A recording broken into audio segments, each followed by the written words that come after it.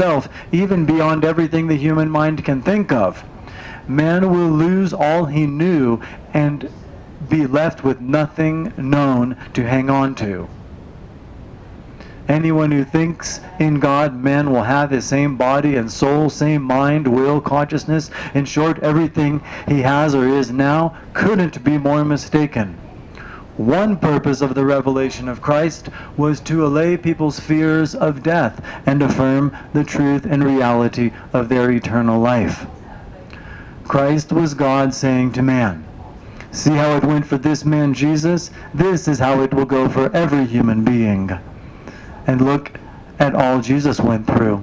He gave his whole life to God and ended up with nothing on a cross, hated by some, not believed by most. Yet where did he end up? In the unutterable glory of God. This is the good news of Christ. The idea of being transformed beyond all self-identity terrifies people, theologians especially.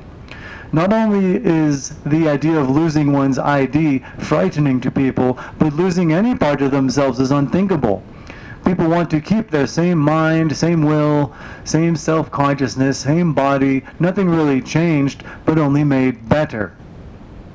Anyone who thinks man would never choose his self over God or choose himself instead of God is mistaken. Everybody wants to eat his cake and keep it too. This brings to mind the saying of the Hindu sage Ramakrishna, "I would rather taste sugar than be sugar." In other words, experience and know God rather than be God. Even though Christ is not God, but the eternal oneness of man and God, Christians would say the same thing. They would rather know Christ than be Christ. That way, they can know Christ and keep themselves too. Yet beyond their self, who would be left to be or become Christ? No one. Without self, no one could ever know themselves as God or as Christ or as sugar. This is why if one were God, were Christ, or were sugar, they, their self, would never know it. There is no such thing as I am God, I am Christ, or I am sugar. Ridiculous. But this is exactly why you will be nothing and Christ will be all.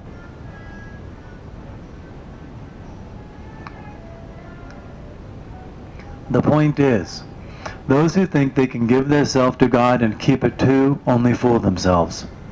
People claim they want to give themselves to God, yet what they really mean is they will give God everything but their ID. As they see it, without an ID, who would be there to know and love God? No one. God, then, is man's excuse for hanging on to his ID. He wants to know and love God for himself and not for God's sake. Using God as an excuse to hang on to one's ID is symptomatic of wanting one's own way, which is never God's way. That out of fear, people dread loss of their identity, i.e. their very consciousness of themselves, is symptomatic of a lack of perfect trust in God. For where there is a lack of trust, there is fear. Man is convinced that if he himself ceased to exist, God would cease to exist for him, which is true. God exists for no one. It is man who exists for God. God does not exist for man. Indeed, God can go right on without man. But this is why the revelation of Christ is greater than the revelation of God. So God exists. What is that to man? Christ, however, is the revelation of man's eternal oneness with God. So now, let God go right on, because man is going with God, and for all eternity. I have a note written at the top of the page, incarnation, it was the revelation that God is already with us, and that in the end we will all end up as one in God. And I have a note on the bottom of the previous page, we must learn to trust more. That's all. We want a comforter.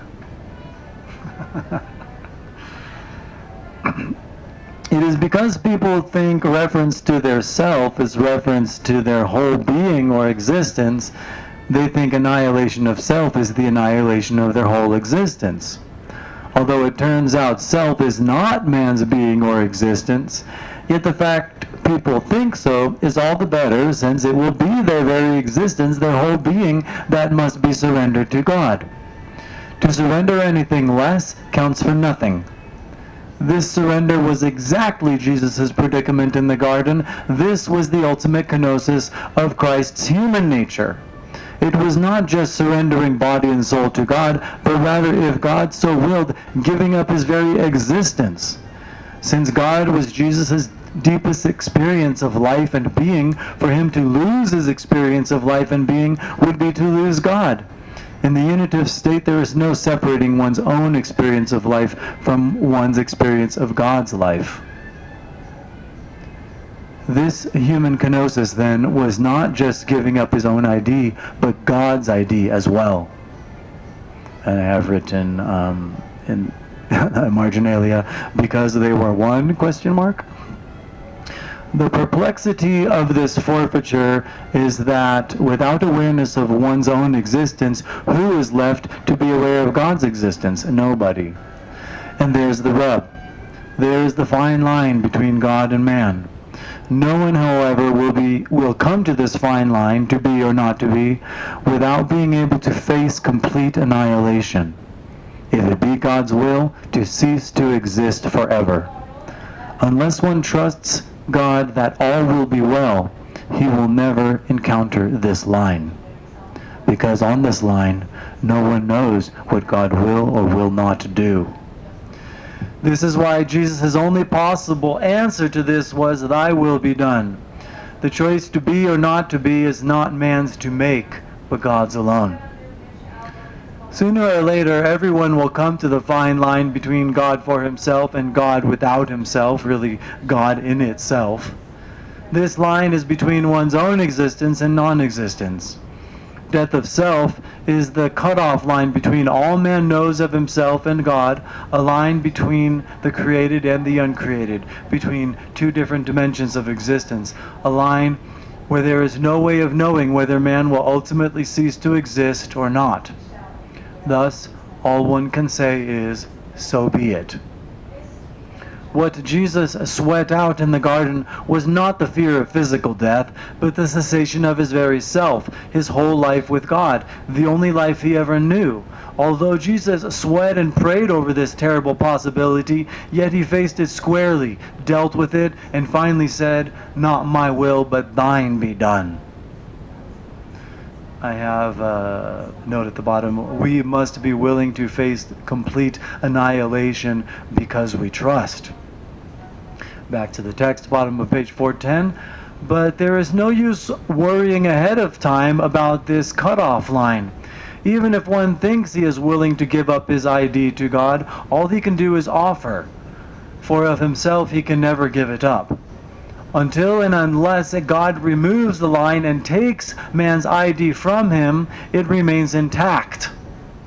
It takes a lot of living, testing, before there is the perfect love and trust necessary to squarely face this line, to exist or not to exist, without the slightest movement of fear absolutely necessary for a genuine "so be it."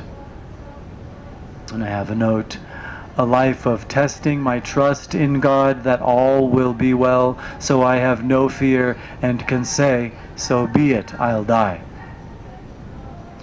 This is in parentheses in the text.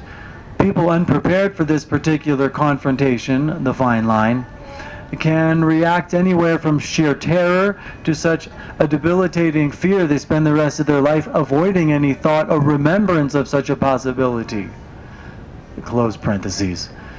Nobody, however, will ever be in this position who does not know God like the back of their hand, have lived with God through the ups and downs of earthly existence. This is why it takes a lot of living with God before ever being faced with this fine line of personal extinction and an unmovable "so be it." A lot of living, 30 years perhaps, and I have written on the side, fearless acceptance of mortality is opposite of what we are usually taught. false beliefs holding people back spiritually.